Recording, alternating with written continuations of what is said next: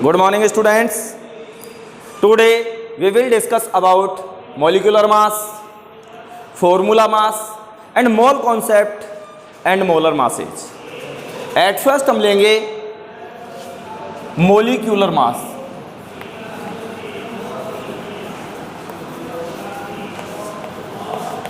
Molecular mass. Molecular mass is the sum of atomic masses of the elements present in a molecule. यदि हमको किसी भी दिए हुए कंपाउंड का मोलिक्यूलर मास कैलकुलेट करना है तो उसमें उपस्थित जितने भी एटम्स हैं उन एटम्स के एटॉमिक वेट को उनके एटॉमिक नंबर से, कितने उसमें परमाणु हैं, एटॉमिक नंबर है, परमाणुओं की संख्या है, उससे हम उसको मल्टीप्लाई करते हैं और बाद में उन सबको ऐड कर लेते हैं और ऐड करके मोलिकुलर मास को कैलकुलेट कर लिया जाता है। क्या करना है, जैसे मान लीजिए कि आपको एग्जाम्पल दिया गया है मैथेन CH4, तो मोलिकुलर मास ऑफ मैथेन, इस मैथेन का मोलिकुलर मास कैलकुलेट करना है। तो मैंने आपको क्या बताया है कि जो आपको कंपाउंड दिया गया है उस कंपाउंड में उपस्थित प्रत्येक एलिमेंट के एटॉमिक वेट को या एटॉमिक मास को उनके नंबर ऑफ एटम्स से मल्टीप्लाई करेंगे और अंत में सबको जोड़ लेंगे, ऐड कर लेंगे और मोलिकुलर मास कैलकुलेट कर लेंगे। जैसे कार्बन का atomic mass 12, number of atoms 1, तो इंटू 1 प्लस ऐड कर लो। हाइड्रोजन का atomic mass 1 into number of hydrogen atoms 4, multiply करो 12 plus 4 is equal to 16। And मैंने आपको बताया था कि इसकी जो यूनिट है वो है AMU, जिसे प्रेजेंट में हम यूनिफाइड मास से रिप्रेजेंट करते हैं। तो मोलिकुलर मास ऑफ मैथेन हुआ 16U। अब हम क्या करते हैं, कैलकुलेट करते हैं molecular mass of glucose. Glucose का फॉर्मूला है C6H12O6। अब molecular mass of glucose calculate करें। कार्बन का atomic mass 12 plus number of atoms, carbon के नंबर ऑफ एटम्स कितने हैं 6, तो मल्टीप्लाई 6 प्लस हाइड्रोजन का atomic weight 1 into number of atoms 12 plus oxygen का एटॉमिक मास या एटॉमिक वेट 16, मल्टीप्लाई कर दो नंबर ऑफ एटम्स ऑक्सीजन के कितने हैं 6, 72 plus 12 plus 96 is equal to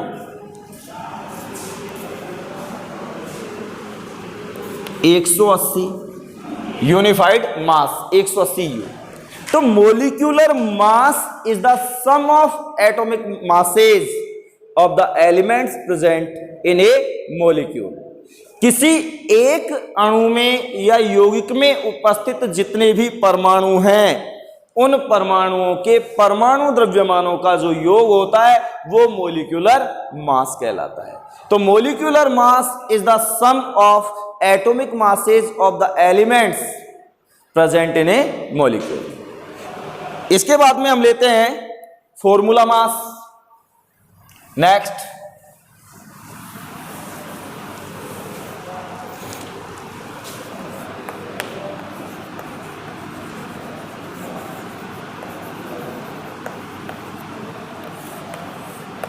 formula mass. Some substances such as sodium chloride do not contain discrete molecules as their constituent units. In such compound, positive and negative entities are arranged in a three-dimensional structure.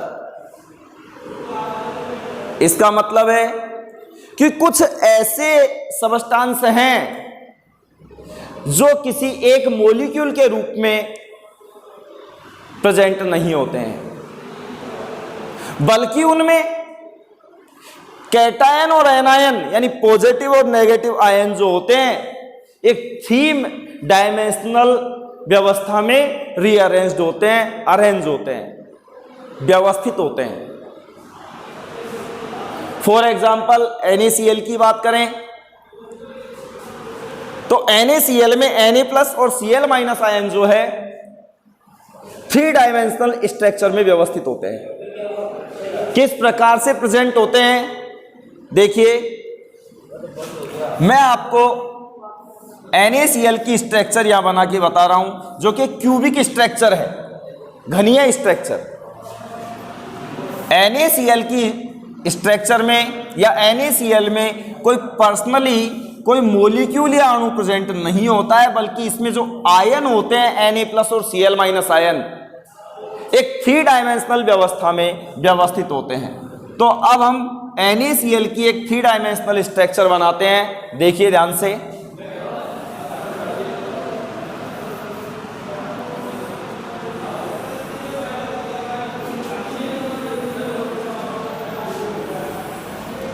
ये आपको याद नहीं रखनी है, सिर्फ देखनी है कि किस प्रकार से NaCl के अंदर जो आयन होते हैं एक 3 डायमेंशनल व्यवस्था में व्यवस्थित होते हैं।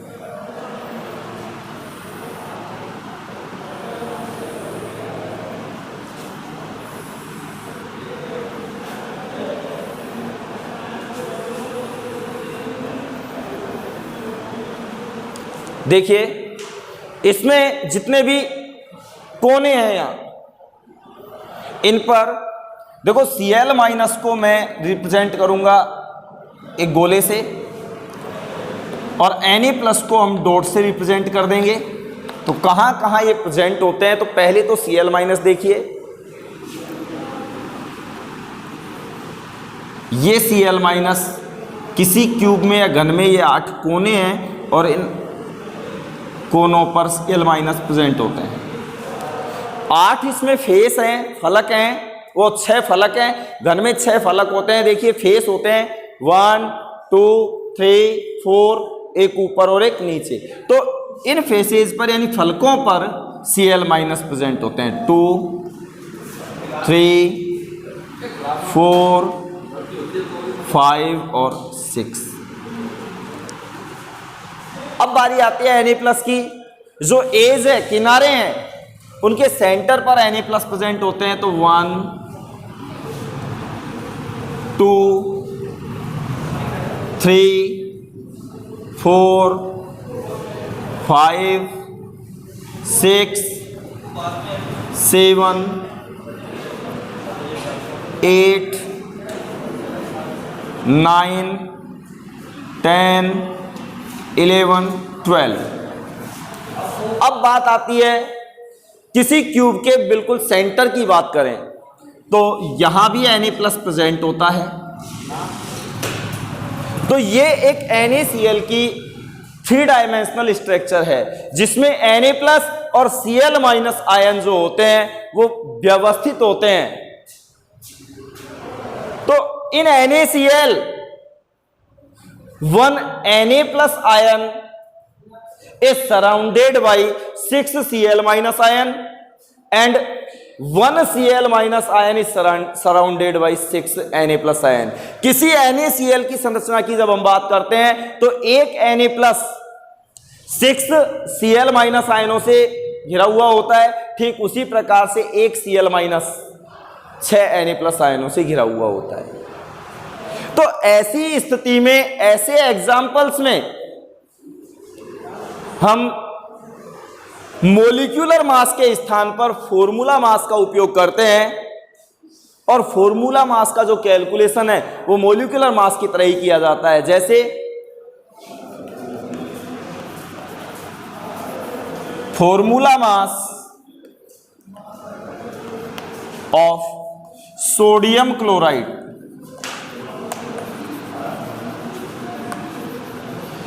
Is equal to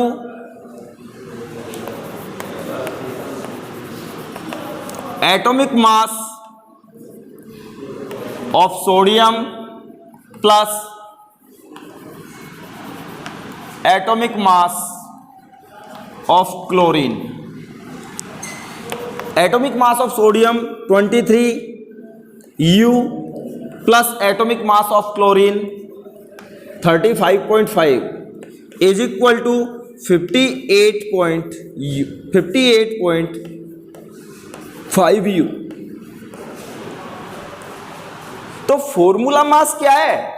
some substance such as NaCl do not contain discrete molecules as their constituent units. In such compound, positive and negative entities are arranged in a three-dimensional structure. For example, NaCl की हम बात करें, in NaCl, one Na plus ion is surrounded by 6 Cl minus ion and one Cl minus ion is surrounded by 6 Na plus ion. ऐसी स्थिति में हम यहाँ molecular mass के स्थान पर फॉर्मूला मास कैलकुलेट करते हैं और फॉर्मूला मास मोलिकुलर मास की तरह ही कैलकुलेट किया जाता है. For example, formula mass of sodium chloride is equal to atomic mass of sodium plus atomic mass of chlorine. Sodium का atomic mass 23, atomic mass of chlorine 35.5 is equal to 58.5 U. आगे हम बात करते हैं mole concept and molar मास.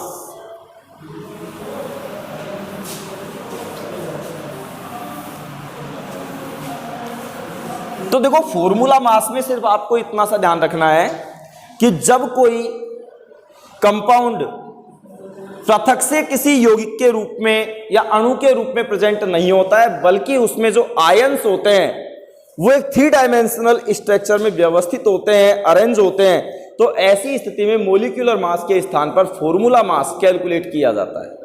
अब हम बात करते हैं mole concept and molar masses.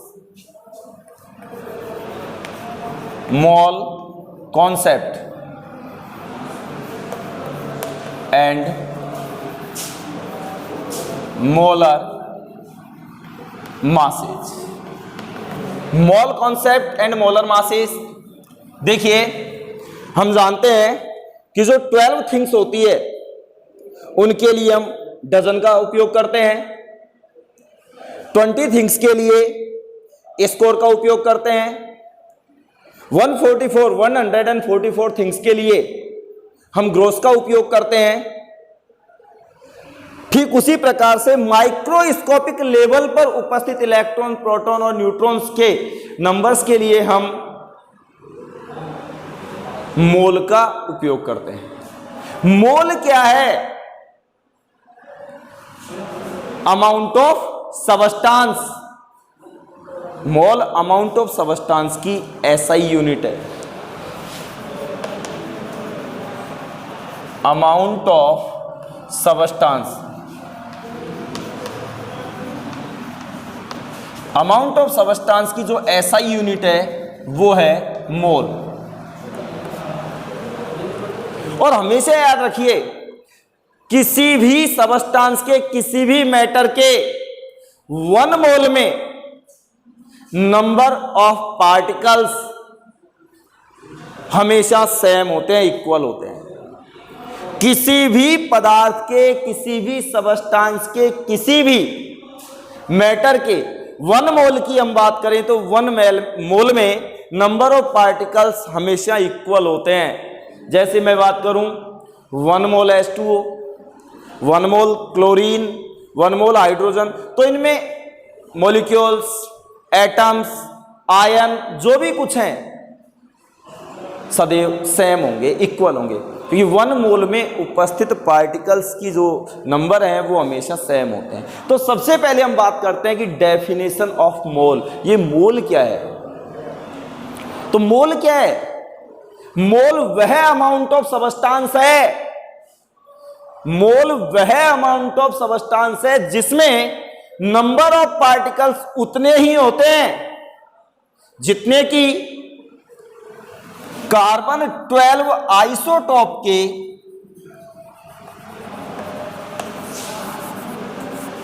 12 ग्राम में नंबर ऑफ एटम्स होते हैं।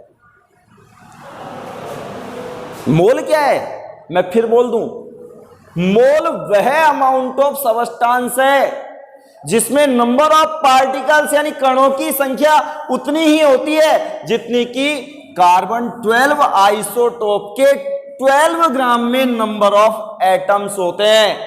इसका मतलब है यदि हम कार्बन 12 आइसोटोप के 12 ग्राम में नंबर ऑफ एटम्स कैलकुलेट कर लें तो किसी भी सबस्टांस के 1 मोल में नंबर ऑफ पार्टिकल्स कैलकुलेट किए जा सकते हैं। तो ये एक इंटरेस्टिंग नंबर है, देखते हैं।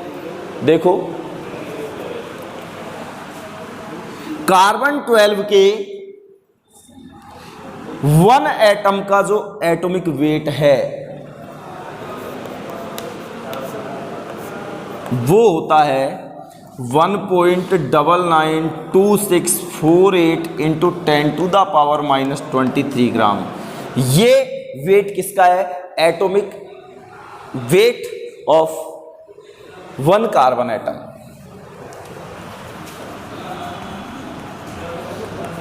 Atomic weight of 1 carbon atom. ये एक कार्बन परमाणु का द्रव्यमान है 1.992648 इंटू 10⁻⁻³ ग्राम। हम चाहते हैं कि कार्बन 12 आइसोटोप के 12 ग्राम में नंबर ऑफ एटम्स ज्ञात करें। तो number of atoms in 12 gram carbon, तो 12 ग्राम कार्बन में नंबर ऑफ एटम्स कितने होंगे? देखिए, 12 ग्राम में कार्बन के एक एटम के एटॉमिक वेट का डिवाइड कर दो, भाग दे दो, तो 1.992648 इंटू 10⁻⁻23 ग्राम। देखो, 12 ग्राम कार्बन में नंबर ऑफ एटम्स हम निकाल रहे थे, नंबर ऑफ एटम्स, और ये नंबर ऑफ एटम्स किसके बराबर होंगे? 1 मोल के इक्वल। देखो, ग्राम से ग्राम कैंसिल, 12 डिवाइड बाई 1.992648 यानी कि ये वैल्यू आएगी 6.022 इंटू 10⁻⁻23 है, जो ऊपर जाएगा तो हो जाएगा 10⁻23 एटम्स। इसका मतलब हुआ कि 12 ग्राम कार्बन में नंबर ऑफ कार्बन एटम्स जो होंगे वो 6.022 इंटू 10⁻23 होंगे। स्पष्ट है कि किसी भी सबस्टांस के 1 मोल में नंबर ऑफ पार्टिकल्स भी इतने ही होंगे। तो जब 1 मोल की बात आती है तो 1 मोल में नंबर ऑफ एटम्स हमेशा इतने होंगे, नंबर ऑफ आयन्स इतने होंगे, नंबर ऑफ मॉलिक्यूल्स इतने होंगे, नंबर ऑफ पार्टिकल्स इतने होंगे। अब आपसे पार्टिकल पूछा जाए तो इतने पार्टिकल बोल दो, आपसे एटम पूछा जाए तो इतने एटम बोल दो, आपसे आयन पूछा जाए तो इतने आयन बोल दो। यानी कि ये जो नंबर दिया गया है, ये एक साइंटिस्ट थे एवोगैड्रो, उनके सम्मान में इसे एवोगैड्रो नंबर के नाम से जाना जाता है, जिसे हम Na से एक्सप्लेन करते हैं। तो Na इज इक्वल टू क्या होगा? 6.022 इंटू 10⁻23। ये एवोगैड्रो नंबर है और किसी भी सबस्टांस के 1 मोल में नंबर ऑफ पार्टिकल्स इतने ही होते हैं। यदि आपसे क्वेश्चन किया जाए 1 मोल H2O में कितने H2O के मॉलिक्यूल होंगे, तो यदि इतना क्वेश्चन किया जाए तो आपका जवाब होगा 6.022 इंटू 10⁻23 वाटर मॉलिक्यूल। यदि आपसे पूछा जाए कि 1 मोल हाइड्रोजन में कितने हाइड्रोजन के एटम्स होंगे, 6.022 इंटू 10⁻23 एटम्स। यानी मॉलिक्यूल पूछे तो मॉलिक्यूल, एटम्स पूछे तो एटम्स। आपसे पूछा जाए 1 मोल Na+ में कितने Na+ आयन प्रेजेंट होंगे, तो हमारा जवाब होगा 6.022 इंटू 10⁻23। तो मोल क्या है? मोल वह अमाउंट ऑफ सबस्टांस है जिसमें नंबर ऑफ पार्टिकल्स उतने ही होते हैं जितने कि कार्बन 12 आइसोटोप के 12 ग्राम में नंबर ऑफ एटम्स होते हैं। तो 12 ग्राम या 12 ग्राम कार्बन में उपस्थित नंबर ऑफ एटम्स कितने हैं ये मैंने कैलकुलेट किया है। ये एक कार्बन का द्रव्यमान है। 12 ग्राम में एक कार्बन के द्रव्यमान का भाग देकर हम नंबर ऑफ एटम्स ज्ञात कर सकते हैं। किसमें? 12 ग्राम कार्बन में। तो 12 ग्राम कार्बन में इतने नंबर ऑफ एटम्स होते हैं और हमेशा याद रखिए किसी भी पदार्थ के एक मोल में नंबर ऑफ एटम्स इतने ही होते हैं, नंबर ऑफ पार्टिकल्स इतने ही होते हैं, नंबर ऑफ मॉलिक्यूल्स इतने ही होते हैं। अब हम बात करें कि यदि किसी पदार्थ के सबस्टांस के 1 मोल के मास को ग्राम में रिप्रेजेंट किया जाए तो उसे कहते हैं molar mass. The mass of 1 mole of A substance in grams is called its molar mass. यदि किसी भी पदार्थ के 1 मोल के मास को ग्राम में रिप्रेजेंट किया जाए तो उसे मोलर मास कहते हैं। जैसे molar mass of H2O, molar mass of H2O 1 मोल है, आगे कोई कोफिशिएंट नहीं है, तो 1 × 2 + 16, 2 + 16 = 18। और मोलर मास को हम ग्राम पर मोल में एक्सप्लेन करते हैं, इसकी यूनिट है ग्राम पर मोल। तो मोलर मास ऑफ H2O = 18 ग्राम पर मोल। तो आज हमने पढ़ा molecular mass, number 2 formula mass, और number 3 mole concept and molar mass. तो मोल कॉन्सेप्ट में इतना ही आपको ध्यान रखना है कि किसी भी सबस्टांस की जब हम बात करते हैं तो उसके 1 मोल में नंबर ऑफ पार्टिकल्स उतने ही होते हैं जितने कि कार्बन 12 आइसोटोप के 12 ग्राम में कार्बन परमाणु की संख्या या नंबर ऑफ एटम्स होते हैं। Thank you.